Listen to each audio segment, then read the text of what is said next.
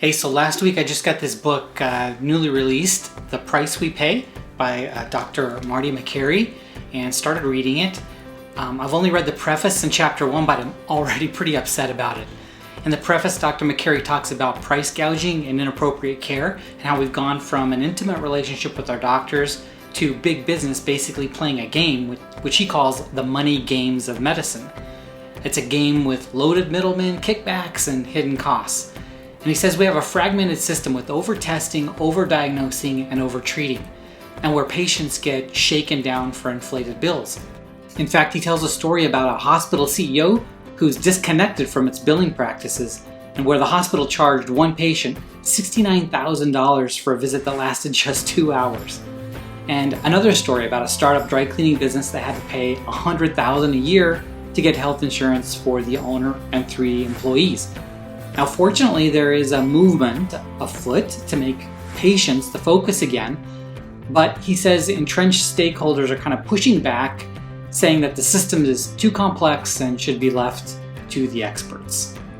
Well, in chapter 1, Dr. Makary meets with a friend, a cardiologist in Washington, D.C., and this guy tells him about a disturbing trend in the area where leg stunting procedures are growing fast and saying it's a cash cow. You'll never guess, where the patients are coming from. Go ahead, take a guess. Nope. They're coming from church-sponsored health fairs.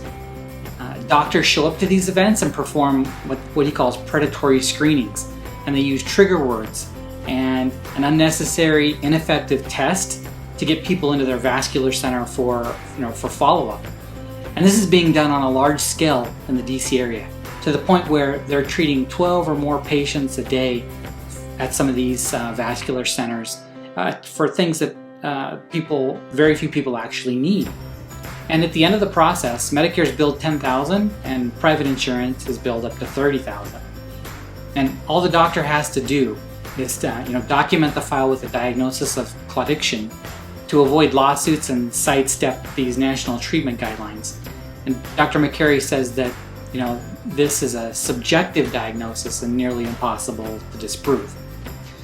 Well, his research team at Johns Hopkins set out to learn more, and they, through their research, discovered that 1,100 churches, synagogues, and mosques were used as vascular screening centers. Now, if you're not shocked by this information, then don't worry, you just keep reading because it gets better.